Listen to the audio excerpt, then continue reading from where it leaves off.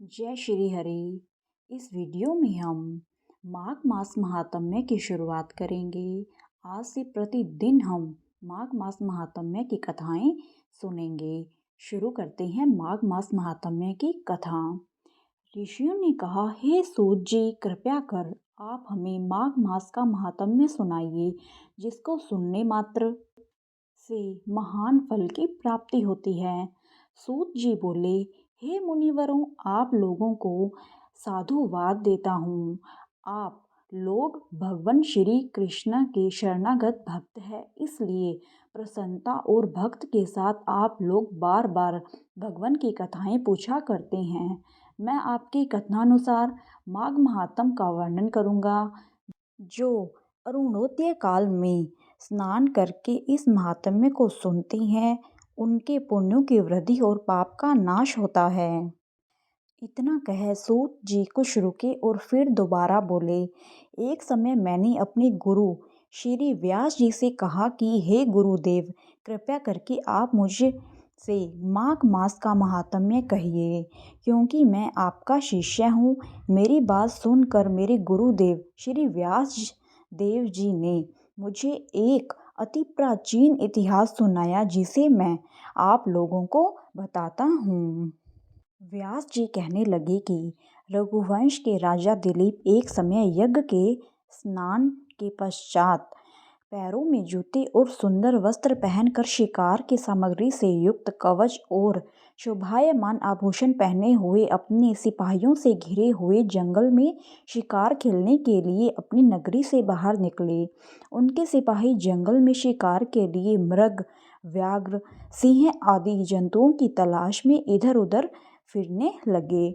उस वन में वनस्थली अत्यंत शोभा को प्राप्त हो रही थी। कहीं कहीं मृगों के झुंड फिरते थे, कहीं गीदड़ अपना भयंकर शब्द कर रहे थे, कहीं गैंडों का समूह हाथियों के समान फिर रहा था, कहीं वृक्षों के कोटरों में बैठे हुए उल्लू अपना भयानक शब्द कर रहे थे, कहीं सिंहों के पदचिन्हों के साथ घायल मृगों के रक्त से भूमि लाल हो रही थी, कहीं दूध से भरी थनों वाली सुंदर भैंसें फिर रही थी, कहीं पर सुगंधित पुष्प, हरी हरी लताएं वन की शोभा और बढ़ा रही थी, कहीं बड़े बड़े पेड़ खड़े थे तो कहीं पर उन पेड़ों पर बड़े बड़े अजगर और उनकी केंचुलियां भी पड़ी हुई थी।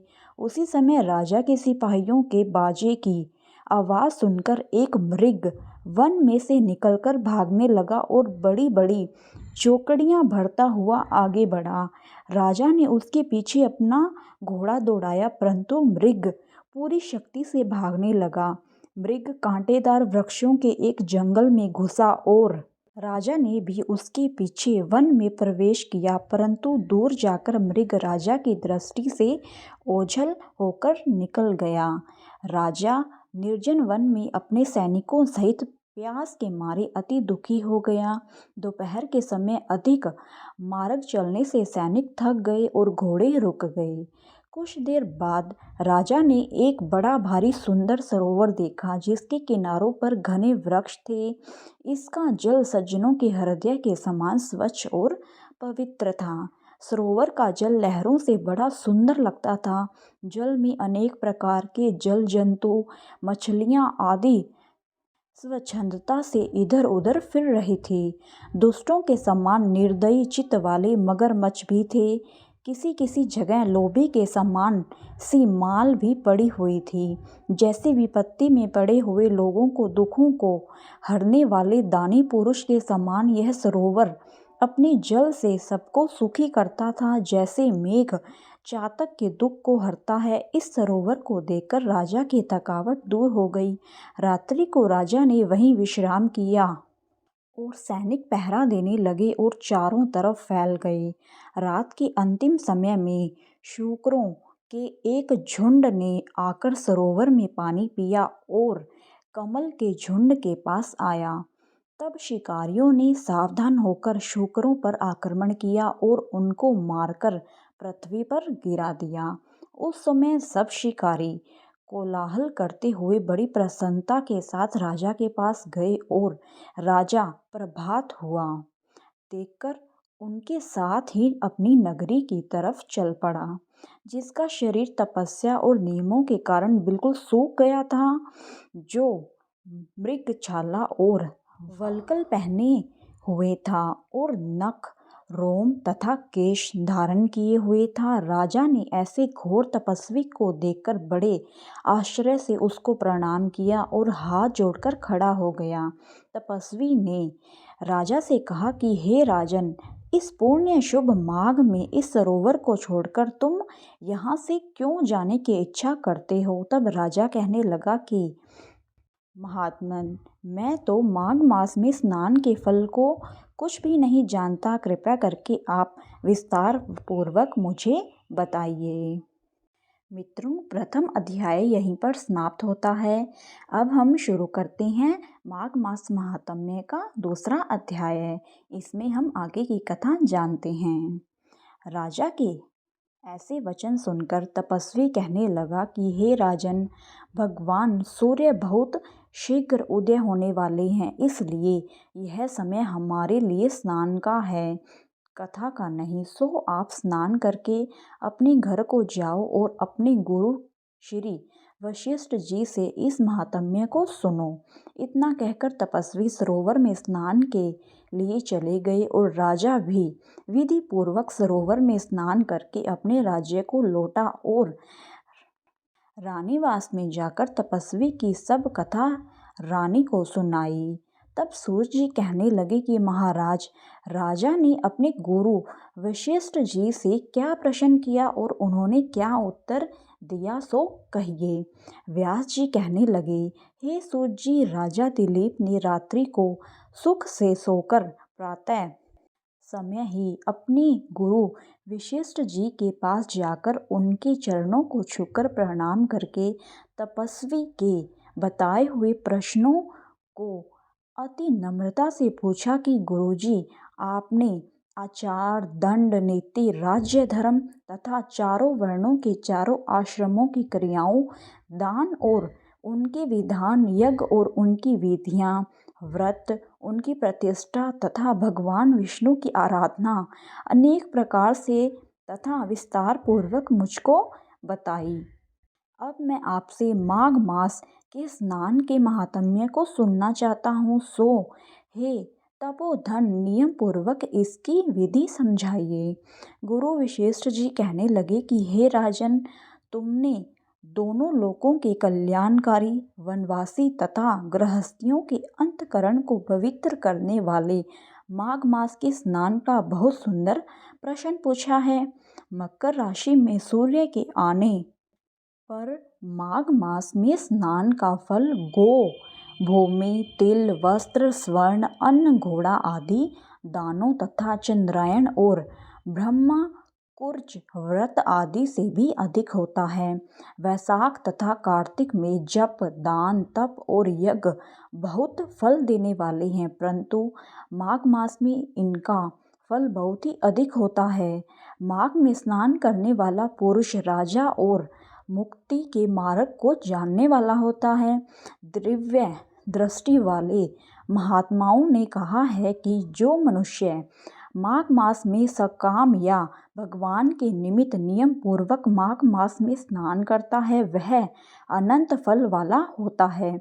उसको शरीर की शुद्धि, प्रीति, ऐश्वर्य तथा चारों प्रकार के फलों की प्राप्ति होती है। अदिति ने 12 वर्ष तक मकर संक्रांति में अन्न त्याग कर स्नान किया। इससे तीनों लोकों को उज्जवल करने वाले 12 पुत्र उत्पन्न हुए। माघ में स्नान करने से ही रोहिणी, सुभगा, अरुंधति दानशीलता हुई और इंद्राणी के समान रूपवती होकर प्रसिद्ध हुई। जो माघ मास में स्नान करते हैं तथा देवताओं के पूजन में तत्पर रहते हैं, उनको सुंदर स्थान, हाथी और घोड़ों की सवारी तथा दान को द्रव्य प्राप्त होता है। अतिथियों से उनका घर भरा रहता है और उनके घर में सदा वेद ध्वनि होती रहती है। वह मनुष्य धन्य हैं जो माघ मास में स्नान करते हैं, दान देते हैं तथा व्रत और नियमों का पालन करते हैं और दूसरों के पुण्यों के क्षीण होने से मनुष्य स्वर्ग से वापिस आ जाता है। परंतु जो मनुष्य माघ मास में स्नान करता है वह कभी स्वर्ग से वापिस नहीं आता। इससे बढ़कर कोई नियम, तप, दान पवित्र और पापनाशक नहीं है। भृगुजी ने मणि पर्वत पर विद्याधरों को उपदेश दिया था। सो बताइए, अब ऋषि जी कहने लगे कि राजन, एक समय 12 वर्ष तक वर्षा न होने के कारण, सब प्रजा क्षीण होने के कारण संसार में बड़ी उद्विग्नता फैल गई। हिमाचल और विंध्याचल पर्वत के मध्य का देश निर्जन होने के कारण श्राद्ध, तप तथा स्वाध्याय सब कुछ छूट गया। सारा लोक विपत्तियों में फंसकर प्रजाहीन हो गया। सारा भूमंडल फल और अन्न से रहित हो गया। तब विंध्याचल से नीचे बहती हुई नदी के सुंदर वृक्षों से आच्छादित अपने आश्रम से निकलकर श्री भृगु ऋषि अपने शिष्यों सहित हिमालय पर्वत पर गए। इस पर्वत की चोटी नीली और नीचे का हिस्सा सुनहरी होने से सारा पर्वत पीतांबरधारी श्री भगवान के सहर्ष लगता था। पर्वत के बीच का भाग नीला और बीच बीच में कहीं कहीं सफ़ेद स्फटिक होने से तारों से युक्त आकाश जैसी शोभा को प्राप्त होता था। रात्रि के समय वह पर्वत दीपकों की तरह चमकती हुई दिव्य औषधियों से पूरित किसी महल की शोभा को प्राप्त होता था। वह पर्वत शिखाओं पर बांसुरी बजाती और सुंदर गीत गाती हुई किंकरियों तथा केलों के पत्तों की पताकाओं से अनंत शोभा को प्राप्त हो रहा था। यह पर्वत नीलम, पन्ना, पुखराज तथा इसकी चोटी से निकलती हुई रंग बिरंगी किरणों से इंद्रधनुष के समान प्रतीत होता था। स्वर्ण आदि सब धातुओं से तथा चमकते हुए रत्नों से चारों ओर फैली हुई अग्नि ज्वाला के समान शोभायमान था।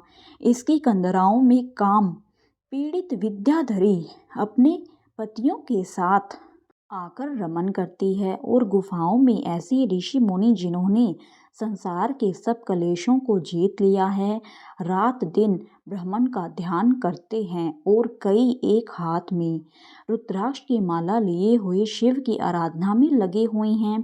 पर्वत के नीचे भागों में जंगली हाथी अपने बच्चों के साथ खेल रहे हैं तथा कस्तूरी वाले रंग बिरंगे मृगों के झुंड इधर उधर भाग रहे हैं।